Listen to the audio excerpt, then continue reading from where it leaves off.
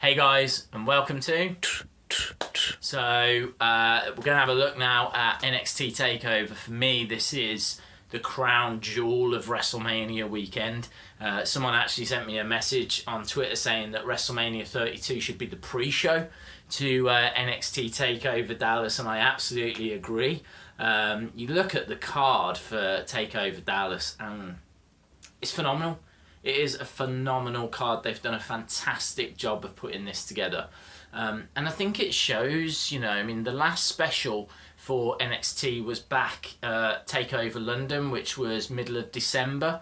So this thing has been building nicely for several months. Within that time, WWE have done the Royal Rumble, Fastlane, Roadblock, obviously, all the Raws and Smackdowns, and they've had a lot of injuries that's happened. And I've got to be honest, of the two cards, Takeover Dallas is by far the more interesting card. The reason that it's the more interesting card is because you've got not only a feud that's been growing and brewing and building for a long time in Balor and Samoa Joe, but you've also got some debut stars. I mean, could you imagine WWE debuting a star at WrestleMania? But yet we're getting two debuts at Takeover Dallas. We've got Nakamura and we've got Austin Aries as well. So, it's going to be phenomenal. It is going to be phenomenal. So let's get into it. Let's talk about it. Let's see what we've got coming up. So first match, Austin Aries going up against Baron Corbin. Now, this has been built, I want to say well, but really it was a one-off incident, wasn't it? It was Austin Aries making his debut. Corbin came out, jumped in from behind. There's no real beef between Corbin and Aries. The problem was that Corbin wasn't happy with William Regal because William Regal wouldn't let Corbin compete in the second #1 contenders match. If you recall, it was a triple threat with Corbin, Sami Zayn, and Samoa Joe. And Samoa Joe and Sami Zayn had got Corbin both in submission holds. Corbin taps out. The only thing that Regal knows is that Corbin's out. And so that then means that Sami Zayn has a match against Samoa Joe, and so on. But basically Corbin's annoyed he's no longer in that mix. To get his own back on William Regal, he jumped Austin Aries during his big debut. William Regal was parading this guy out as the big signing that he is, and Baron Corbin basically wrecked the party. So it was a one-off moment that has done probably more than most of WrestleMania in regards to build. Like the Dudley Boys against the Usos and Ryback against Kalisto, they haven't been booked as well as what this has. And this was just based on what I've just gone through. There's a logical backstory to it, but we've not really seen any development out of Aries and Baron Corbin over the past couple of weeks, apart from the odd little promo and whatnot. For me,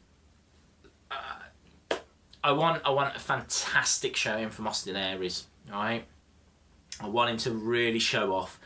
Corbin, I think, is good in the ring. He's not a ring general, but he can hold his own. And I'm just looking for this to be a showcase for Aries. I think it will. I think Aries gets the win, and I think that it will push him into that kind of main event picture, or certainly start that ball rolling. What you've got to remember is that Sami Zayn's pretty much gone. The rumours are Samoa Joe will be gone come next week. There's rumours that Balor and the whole Balor Club thing mean that he won't be sticking around much longer. Nakamura's actually on main event money, so there's no way they're keeping him down in NXT for too long.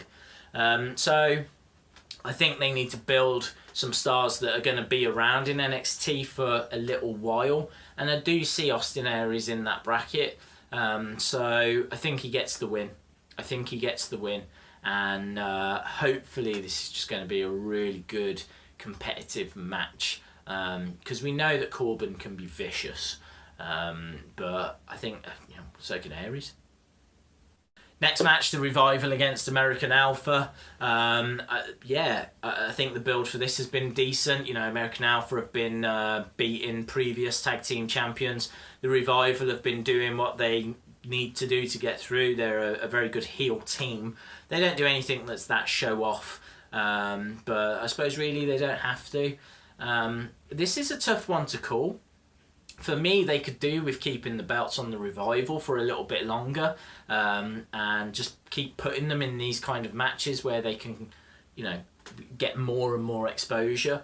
American Alpha, there's no need for them to get the titles first time of asking. There's no reason why there can't be a rematch.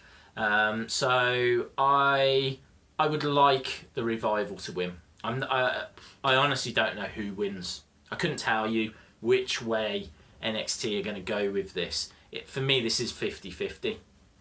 So I would keep the belts on the Revival. I would have them really cheat, really heel it up to a level that you've not seen before. Any and every trick they can pull, they should pull to get the better out of American Alpha, to the point where American Alpha actually turn around and say, well, we deserve a rematch after that. William Regal grants it, and then we have to wait a little bit, but maybe that's when the titles change. Let them work for it. So I will go Revival on this one. Next, I've got Apollo Crews against Elias Samson. This has been a horrible build. It's only been over a couple of weeks. First week I thought was okay. It was good to see Samson beating down on Johnny Gargano. I'm a big Johnny Gargano fan, so I want to see Gargano pushed up the card, but it was good to see a different side to Samson rather than this drifter that sits on the top rope and then he's rubbish in the ring.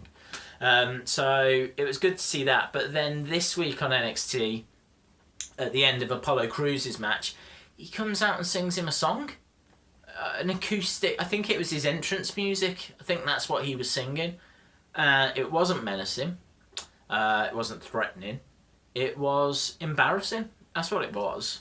If you hate someone and they've jumped you, they've broken up you. He was beating on Johnny Gargano, and then out of nowhere Apollo Crews comes and wrecks your party.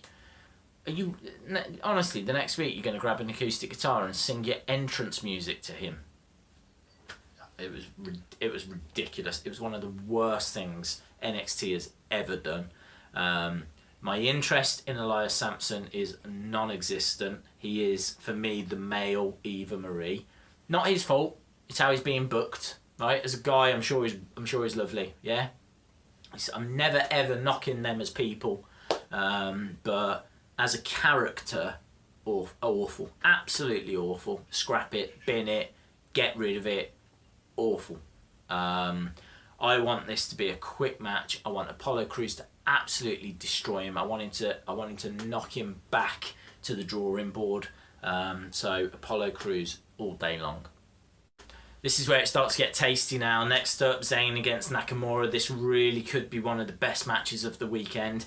I think I know what match might beat it, but they're going to have time. They are going to give this match time, and Nakamura has to win.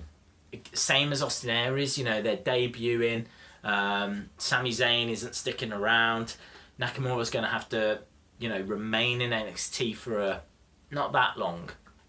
I think he'll be on the main roster pretty soon, but there's certainly a period of time that he's going to have to remain down there. I know that actually they're coming to the UK in June. I'm definitely going to that, so there should be some fantastic Wrestling Days videos coming. But I would love to see Nakamura at that in June. Don't see any reason why he needs to move before then. He needs the victory. Sami Zayn doesn't. Watch this match. It is going to be insane. Insane? It's going to be Sami and Zayn. Next match for me will be the match of the weekend. I'm a massive Asuka fan, and I think Asuka will win. I talk a lot about title runs, and I talk about I don't like seeing them change that often, but I think when you have someone as dominant, someone that clearly has got mixed martial arts skill, that is a pure striker, someone that, you know, can knock competitors out legitimately, then you have to pull the trigger on that person, and that is Asuka. I really rate Bayley. I think Bayley could be the face of WWE going forward, or certainly one of them. I don't think there's ever been a massive female kind of face of the business. You've had, like, you know, Trish, Sunny in the 90s was the most downloaded woman on the internet for what, you know, a short period of time. Certainly not anymore. But Bayley's got it. She has got that real connection with the fans. I really rate her, but I think she needs to get destroyed in this for her own good, because I would love to see her come back and put on a war with Asuka and, you know, go away, improve, and come back and have a better match with Asuka. But I think for this one, she needs to drop the title, and she needs to not get absolutely destroyed. Certainly she should be allowed some offense, but Asuka has to win for me. Asuka has to win. Finally then, the main event, you've got Finn Balor against Samoa Joe, and I think that, do you know, I don't know what I think. Both guys are rumoured to be coming up to the main roster, so where do you put the title? You could put it on Joe, but the rumours are very strong that he's going to be on Raw after WrestleMania 32. But the rumours are equally strong that Balor's going to come up with the Balor Club. So I think that because they're doing this rematch, they will put the title on Samoa Joe. I think they put the title on Joe. I think it frees Balor up, and maybe Balor Club happens Monday. That's the way that I'm currently leaning.